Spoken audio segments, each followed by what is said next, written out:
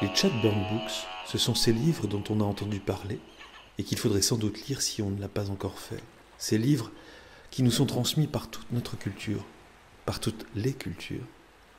Le Chatbird sur un bateau, sur un navire, c'est ce bel appareil de transmission par lequel le capitaine envoie des instructions très claires, non ambiguës, à ses mécaniciens pour leur permettre, en tout cas, de ne commettre jamais d'erreur, afin de garder le cap, le bon cap. Les livres de Chatburn, ce sont toujours ces livres qui sont présents à nos côtés. C'est notre patrimoine littéraire, celui qui nous permet de savoir où l'on va en sachant d'où l'on vient. Le Chatburn Book d'aujourd'hui est consacré au chaboté. Il nous est lu par la directrice d'école de Trébédan, en Côte d'Armor, Nolwenn Guillou. En cette période où nous envions nos félins domestiques pour leur pérégrination en toute liberté, je vous propose cette semaine de lire ou de relire quelques grandes œuvres dans lesquelles les chats ont été une source d'inspiration pour nos plus grands écrivains. Commençons par un conte de Charles Perrault, Le Chaboté.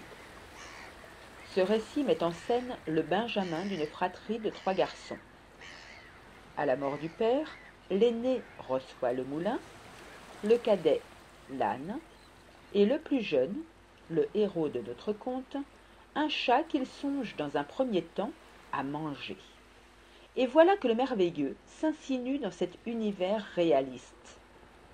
L'animal s'avère en effet doué de parole et il tente de sauver sa peau. « Ne vous affligez point, mon maître, vous n'avez qu'à me donner un sac et me faire faire une paire de bottes pour aller dans les broussailles, et vous verrez que vous n'êtes pas si mal partagé que vous croyez. » La proposition est plus qu'improbable, mais aisée à mettre en œuvre, et notre jeune homme n'a guère d'alternative. Muni de ce matériel, notre félin des brouillards attrape aussitôt un jeune étourdi de lapin. Il fait porter cette première prise au roi au nom du marquis de Carabas, et ainsi de suite pendant 2 ou 3 mois, temps suffisant pour établir la réputation de son maître. Notre astucieux félin met ensuite en scène un pseudo-vol d'habits.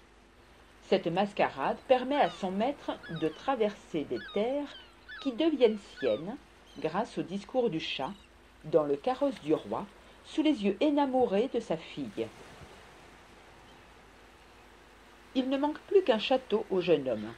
Tel Ulysse, le rusé à 4 pattes, précédant l'équipage royal, vient à bout d'un ogre transformiste qui l'a convaincu de se métamorphoser en souris pour mieux le croquer.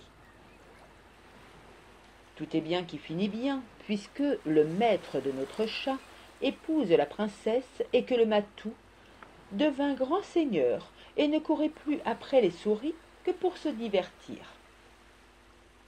Comment interpréter cette histoire? Le conteur, qui s'est lui-même inspiré d'auteurs antérieurs pour créer ce récit, nous propose 2 morales. L'une vante les mérites de l'industrie et des savoir-faire supérieurs aux biens acquis. L'autre montre combien l'habit, la mine et la jeunesse favorisent le tissage du lien amoureux. Cependant, faut-il entrevoir dans ce texte du XVIIe siècle une remise en cause de l'ordre social établi? La répartition des biens du père selon l'ordre de naissance n'est-elle pas ici illustrée par un exemple extrême qui en souligne l'injustice, voire le non-sens? Et que penser de cet animal qui nous montre que ruses et mensonges valent mieux que naissance et héritage pour accéder au pouvoir? Même si ce conte et ces 2 morales questionnent encore notre société, je vous propose plutôt de vous inscrire dans la lignée des nombreux artistes qui réinterprètent à l'envi ce conte et ses personnages, du chat blanc de Tchaïkovski au chapeauté de la série Shrek. Acceptons de nous laisser transporter le temps d'une lecture dans cet univers merveilleux. Goûtons l'insolence et la malice de ce chat astucieux.